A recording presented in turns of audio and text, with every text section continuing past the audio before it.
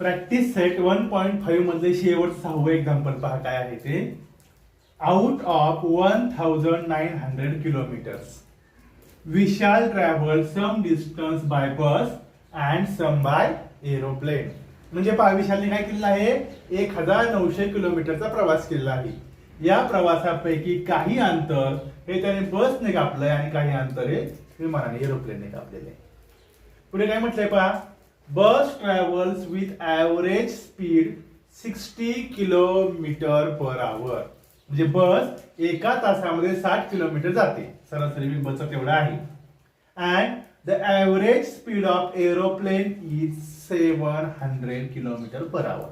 आणि विमानाचा सरासरी वेग हा 700 किलोमीटर प्रति तास आहे. It takes 5 hours to complete the journey. आणि विशालचा एकूण प्रवास किती वेळात झालेला आहे, तर 5 तासांचा झालेला आहे. Find the distance Vishal travelled by bus. मग विशालने बसने किती अंतर पार केलं ते आपल्याला शोधायचंय. मग आपण काय करू, विशालने बसने पार केलं अंतर x मानू. Let the distance Vishal travelled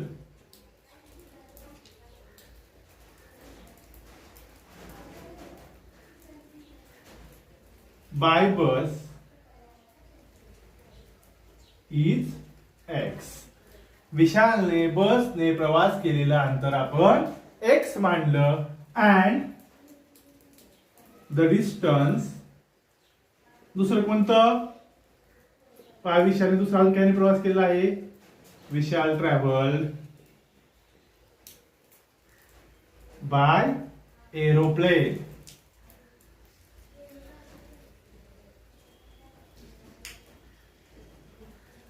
is y. विशालने एरोप्लेनने प्रवास केलेला अंतर आपण y मानलं. आता आतापर्यंतच्या उदाहरणांमध्ये आपल्याला x आणि y दोन्ही किमती काढायला लागायच्या. या एक्झाम्पल मध्ये मात्र आपल्याला y ची किंमत काढण्याची गरज नाही. का, प्रश्न काय आहे, find the distance Vishal travelled by bus. म्हणजे फक्त विशालने बसने किती अंतर पार केले ना तेवढंच आपल्याला काढायचंय. म्हणजे आपल्याला फक्त x ची किंमत काढायची. मग आता पहा आपण दोन कंडिशन आहे, दोन कंडिशन वरून दोन इक्वेशन्स तयार करू. By first condition, by first condition काय आहे पहिली कंडिशन पहा बरं. आउट ऑफ 1900 किलोमीटर म्हणजेच एकूण प्रवास किती झालेला आहे, 1900 किलोमीटरचा एकूण विशालचा प्रवास झालेला आहे. मग काही x हा बसचा प्रवास आणि y किलोमीटर हा एरोप्लेनचा प्रवास, दोन्ही मिळून 1900 किलोमीटर झालेला आहे. मग साधं सोपं इक्वेशन आहे x plus y is equal to 1900. हे आहे इक्वेशन नंबर 1. अगदी साधं सोपं होतं. आता दुसरं पाहू बरं काय आहे ते. By second condition, second condition काय आहे नीट पहा. काय second condition, Vishal travel some distance by bus and some by aeroplane. हे झालं आपलं फर्स्ट कंडिशन मध्ये. Bus travel with average speed of 60 kilometre per hour. बसचा सरासरी वेग 60 किलोमीटर प्रति तास आहे आणि एरोप्लेनचा सरासरी वेग हा 700 किलोमीटर प्रति तास आहे. आणि आपल्या दोन्हींचा वेळ दिलेला आहे. म्हणजे इथं दिला आहे वेग आणि इथं शेवट दिलाय 5, काय दिलेला आहे, वेळ दिलेला आहे. मग ऍक्च्युली आपल्याला काय करावं लागणार आहे, ते वेगाचं कन्व्हर्जन वेळामध्ये करावं लागणार आहे. मग टाइमचं सूत्र काय आहे पहा बरं. टाइमचं सूत्र इकडे साईडला मी लिहितो. Time is equal to distance upon speed.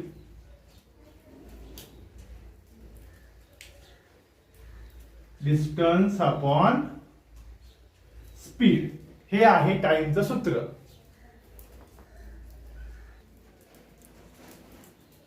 ठीक आहे, म्हणजे पहा टाइमचं सूत्र आहे distance upon speed.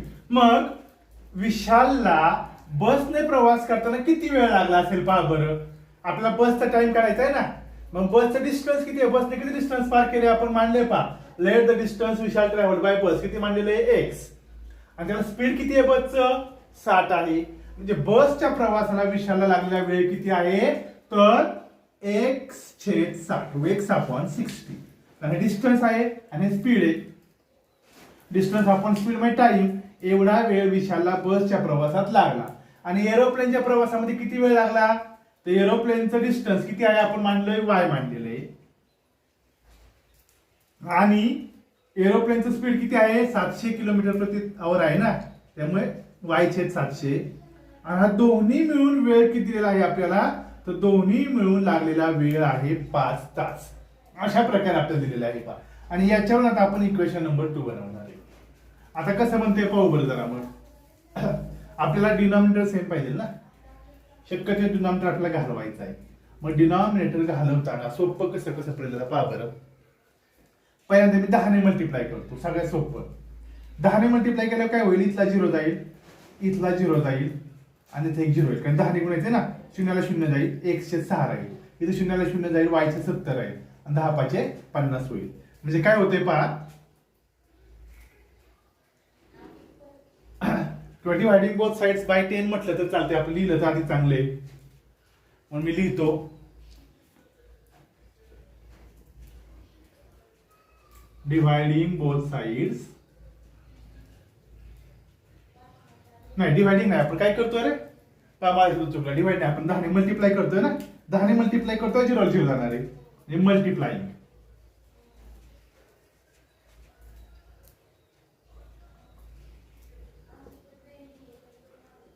Multiplying both sides by 10.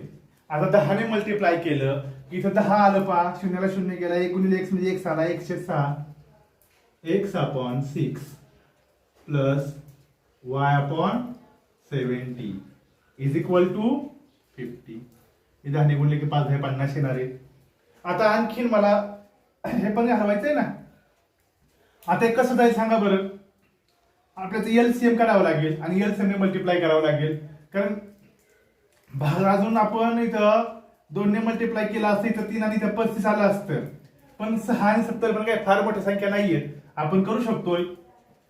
म्हणून डायरेक्टली 6×7 42. 42 वर 1 0 म्हणजे 420 ने आपण दोन्ही बाजूंना मल्टिप्लाय करू. आता परत येतं लिहायचंय असंच. काय लिहायचंय? Multiplying both sides by 420. 420 ने मल्टिप्लाय करू. डायरेक्टली वर 4200 ते केलं असतं ना तरी चाललं असतं बरं का, सोपं गेलं असतं. पण जाऊ दे, मी एक स्टेप केलेली 10 ने आपण पहिल्यांदा केलंय आणि अंक जरा लहान केलेले आहेत. मग 420 ने मल्टिप्लाय करतो. मग काय होईल पहा आता इथं, 420 गुणिले x/6 अधिक 420 गुणिले y/70 बरोबर 420 गुणिले 50. म्हणजे 420 ने आपण काय केले, तर या पदाला पण गुणलं, यालाही गुणलं आणि यालाही गुणलं. ठीक आहे. मग आता काय येतं इक्वेशन पहा बरं. पण आता इथे लिहू. इथं 6 ने भाग जातो, 6 1 6, 6 7 42, 6 0 0. म्हणजे इथं 70 येणार आहे पहा. 70 70x प्लस इथं 0 ला 0 गेला, 7 1 7, 7 7 42, 6y इज इक्वल टू. आता आपल्याला इथं 420 आणि 50 चा गुणाकार का 2 शून्य आपण नंतर देऊ शकतो. 42 पंचे किती येणार आहे? 4 पंचे 20, 200 आणि 2 पंचे 210 म्हणजे 5 येणार आहे. 210 वर 2 शून्य आहेत. आता परत एकदा याला सर्वकडे आपल्याला 2 ने भाग जाणार आहे, पण 2 ने भाग द्यायचा का नाही आपण पहिले इक्वेशन नंबर 1 पाहू बरं. इथं x प्लस y बरोबर 1900 आहे ना, मग इथे x आणि y आहे, म्हणजे आपण 2 ने भाग दिला तरी चालणार आहे. मग डिव्हायडिंग बोथ साइड्स, किंवा आपण डायरेक्टली असंच करू, याला 6 करू, काही फरक नाही पडत. म्हणजे काय करायचं आता, मल्टिप्लाइंग इक्वेशन 1/6 म्हणजे 6y येईल. याला इक्वेशन नंबर 2 म्हणायचंय.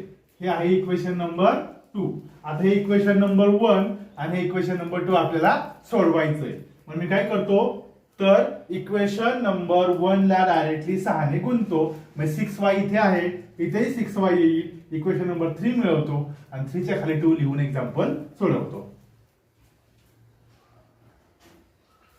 पहा मल्टिप्लाइंग